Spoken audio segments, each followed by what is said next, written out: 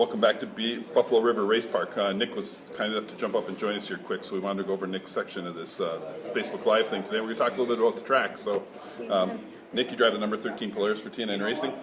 Tell us how do you attack a track like Buffalo River? Being a new track, it's just a matter about finding a line. I don't think that the low line is necessarily going to be fast this weekend, but it's definitely something you're going to want to protect. If somebody gets down on the inside of you, it's really hard to take it away from, get it back, I should say. And the track width isn't quite what we're used to. We're used to something a little wider. So I think that's going to play some sort of a role in it as well. But, you know, being brand new, I think it's just a testing day today, I guess, so to speak, trying to figure it out. Tell me a little bit about how you set your sled up different for a track like this versus a big track like Ironwood or Alexandria or something like that. Okay, gearing is definitely going to be something that plays a big role. You're definitely going to want to be geared more towards RPM, so you can get to that speed quicker.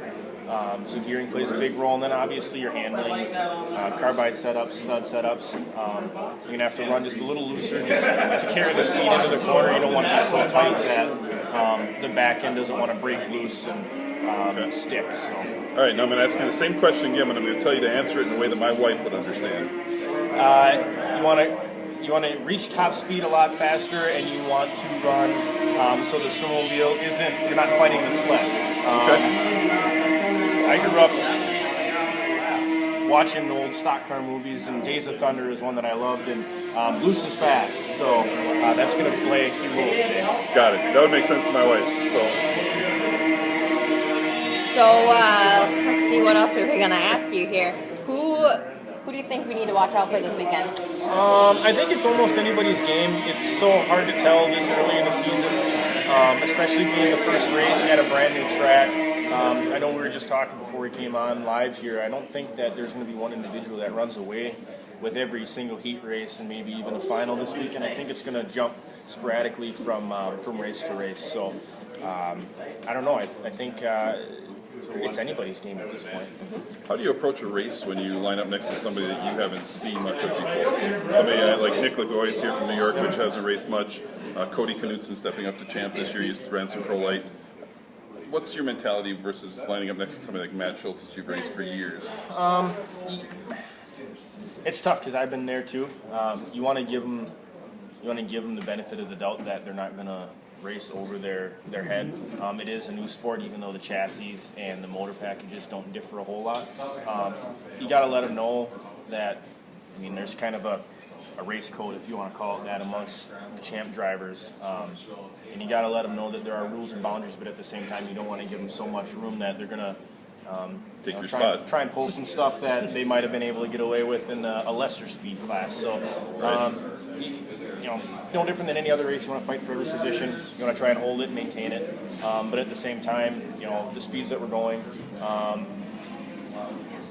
it's a little bit of give and take. So it's a big mind game. Yep. As far as letting them know who you are, where you stand. I guess my rule of thumb is I'm going to race you as you race me. So if you do something I don't like, I'm not going to be afraid to dish it back, and then we'll settle it later. We'll settle it later. All right. Tell us a little bit about your sled and your sponsors. The sled is a brand new sled this year. We kind of went back to something that we had during the World Championship. We tried a couple new things a couple of years in a row. Didn't work. And in a sport like this, if you're not trying to evolve, you're going to regress. So the evolutions that we tried to make with the chassis didn't work, so we kind of stepped back and we did some things that maybe we wouldn't have wanted to change, but it's working. The sled I'm very comfortable on the new chassis. Got to thank Amsoil, Polaris, 509, FXR, Micro Belmont, Stud Boy, Nelson's County Market, Augie's Collectibles, John Hooper came on board last year. It was his first time ever building a Polaris, and we took second at Eagle. So we're pretty happy with it. We got the motor 3 days before we were supposed to run the Eagle. Wow. So working with John, it's always challenging working with somebody new, especially in a sport where everything happens in 10 minutes or less.